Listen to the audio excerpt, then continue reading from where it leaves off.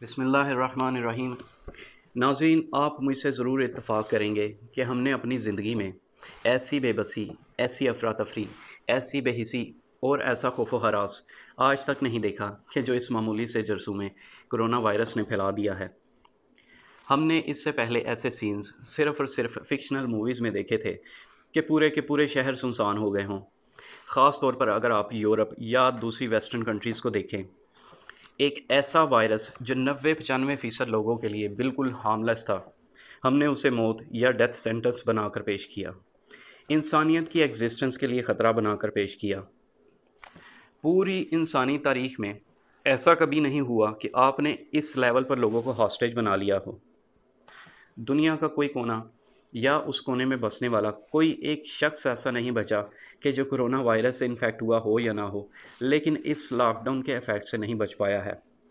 It has turn everything upside down. आप जिस aspect से चाहे देख लें, social aspect, impact on our economy या फिर आपके हेल्थ सेक्टर पर इसका असर, it has been a monsters disaster in every aspect. याद रहे नाज़रीन कि पूरी दुनिया में ये सो कॉल्ड लॉकडाउन की पॉलिसी इसलिए अपनाई गई थी कि हमारे एक्सपर्ट्स का कहना था कि हमें नहीं पता ये वायरस कितना ख़तरनाक है, इसके स्प्रेड को कम से कम किया जाए ताकि हेल्थ सेक्टर पर बहुत ज़्यादा बोझ ना पड़े और इंसानी अमवात को कम से कम किया जा सके। But has it really been the case? नाज़रीन, पूरी दुनिया में हर साल 9 मिलियंस के करीब लोग भूख से लुक़मा अजल बन जाते हैं। This is an average 25,000 deaths every single day.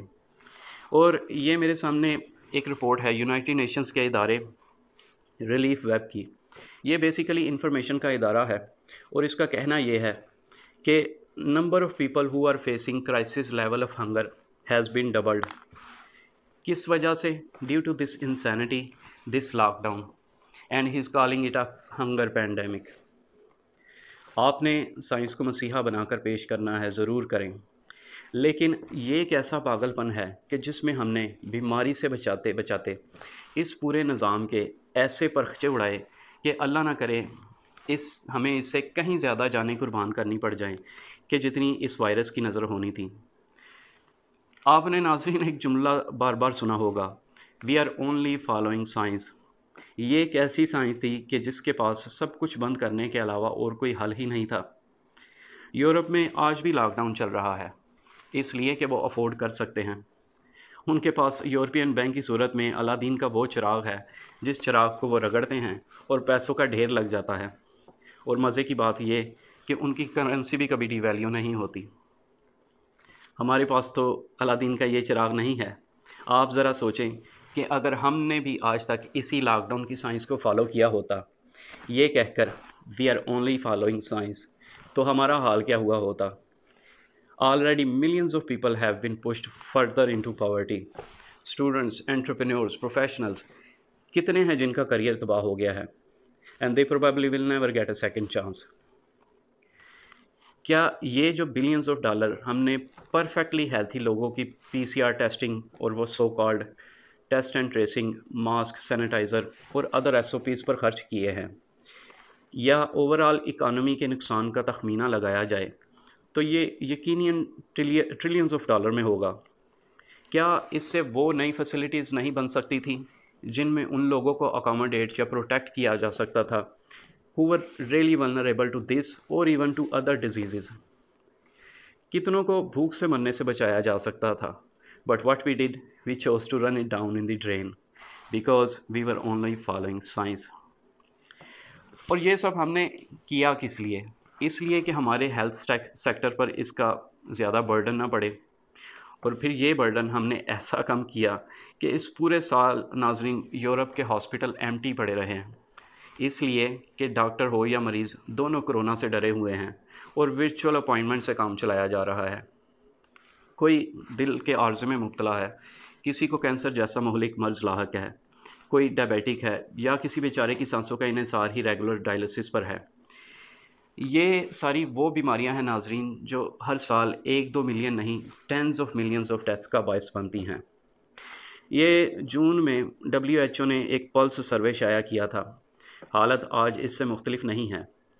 इसका कहना यह था कि जब से ये सो कॉल्ड पैंडेमिक स्टार्ट हुई है, 90% ममालिक ऐसे हैं जहां मरीज़ों को असेंशियल हेल्थ सर्विसेज भी दस्तयाब नहीं है। यहाँ तक कि life saving emergencies has been disrupted also. Diagnosis हो या treatment, they are severely affected. लेकिन आप अंदाज़ा करें कि कोरोना की गिनती करते करते और इसको हराने के चक्करों में हम ज़्यादा मौलिक और ख़तरनाक बीमारियों से हारते चले गए, लेकिन इस पर हमें और हमारे एक्सपर्ट्स को कोई ख़ास तशवीश नहीं रही। इस दौरान सबसे बड़ा विलन कोरोना वायरस था, और ये जितनी अज़ाफ़ी अमवात या जिन्हें सो कॉल्ड एक्सेस डेथ्स कहा जाता है, इन सब का ज़िम्मेदार अब कोरोना वायरस ही है। खैर, ये सिर्फ नाज़रीन एक ओवरव्यू है। This list just goes on and on. अगर आप अपनी सोसाइटी पर इसके असरात देख लें, domestic violence, mental illness, divorces और ख़ुदकुशियों के स्टैटिस्टिक्स चेक कर लें, there is a shocking increase in it, और इस पर घंटों बात की जा सकती है। लेकिन यहाँ सबसे सिग्निफिकेंट सवाल ये है कि ये सब हुआ कैसे, और उससे भी ज़्यादा अहम ये कि ये किस दौर में हो रहा है। This 21st century which we thought to be in pinnacle of human civilization, हमें बड़ा तकब्बुर और मान था अपनी साइंसी तरक्की और इजादात पर। और अगर ये कहा जाए कि दौरे हाज़र में इंसान ने जितने बुत तराश रखे हैं, उनमें सबसे बड़ा बुत साइंस का बुत है, शायद लात और मनात से भी बड़ा, तो ये गलत नहीं होगा। सवाल तो ये है कि आज कहाँ था ये बुत। अगर कोई भूले से भी ये बात कर देता कि ज़िंदगी और मौत अल्लाह ताला के हाथ में है, तो उसकी बात को गलत रंग देकर पहली बात जो हमारे जहनों में आती है कि ये कोई इम्प्रैक्टिकल से लोग हैं। दुनिया कहाँ की कहाँ पहुँच गई, हम 21वीं सदी में रह रहे हैं। आपको इस किस्म के जुमले सुनने में मिलते हैं। खैर, ये सवाल कि दुनिया कहाँ की कहाँ पहुँच गई, ये सवाल वाकई पूछा जाना चाहिए। कहाँ पहुँच गई है दुनिया? वहाँ के जहाँ हमें ये भी नहीं पता कि हम इस दुनिया को, या जिसे हम प्लैनेट अर्थ कहते हैं, इसको बचा भी पाएंगे या नहीं, और इसका ज़िम्मेदार कौन है, क्या ये भी पूछा जाना चाहिए या नहीं। और हाँ, दूसरा वो आज कहाँ गई चाँद और मार्स पर पहुँचने की बातें। ये इस पैंडेमिक के दौरान तो किसी को ये भी पता नहीं रहा कि चाँद तलू किस तरफ से होता है और ग़रूब किधर होता है, इसलिए कि ये देखने के लिए आपको बाहर निकलना पड़ता है, और बाहर तो कोरोना भाई साहब का पहरा था। पूरा 1 साल गुज़र चुका है, और क्या इस दौरान हमने अपनी हालत पर गौर किया है? पूरी दुनिया में लोग घरों में दुबक कर बैठे हैं, बशमूल उनके जो ये कहा करते थे कि you are in safe hands, और फिर ये बताने लगे कि जान की अमान इसी में है कि अपनी जान खुद बचाएं और घरों में रहें। किसी चीज़ को हाथ लगाते हुए भी डरते हैं कि कहीं उस पर कोरोना वायरस न बैठा हो। हवाओं में उड़ना तो दरकिनार, आज अपनी गली की नुक्कड़ तक या सौदा सलफ ख़रीदने जाते हुए भी डर लगता है। We have been in a miserable state all this time, an absolute meltdown decimated situation. And ladies and gentlemen, don't forget, this is 21st century.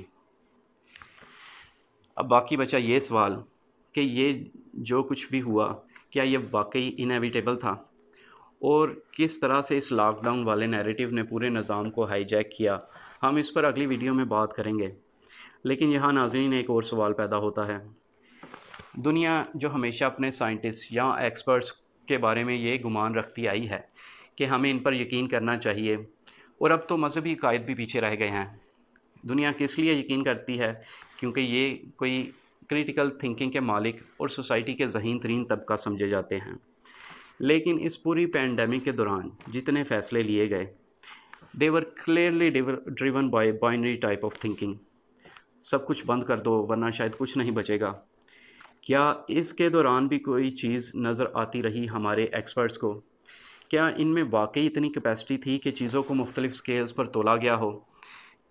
इससे हमारी इकॉनमी या सोसाइटी पर क्या असरात पड़ेंगे? या इनका काम एक रोबोट की मानंद था जिसे सिर्फ़ और सिर्फ कोरोना वायरस को डिस्ट्रॉय करने का टास्क मिला है, भले उस कोशिश में 10 और चीज़ें डिस्ट्रॉय हो जाएं? क्या आइंदा भी इस दुनिया को टेक्नोक्रेट्स के ज़रिए ही चलाया जाना चाहिए, जैसा कि पिछले कई अशरों से होता आया है? ये सवाल मैं आपके लिए छोड़े जाता हूँ, और मिलते हैं अगली वीडियो में इंशाल्लाह। तब तक के लिए अल्लाह हाफ़िज़।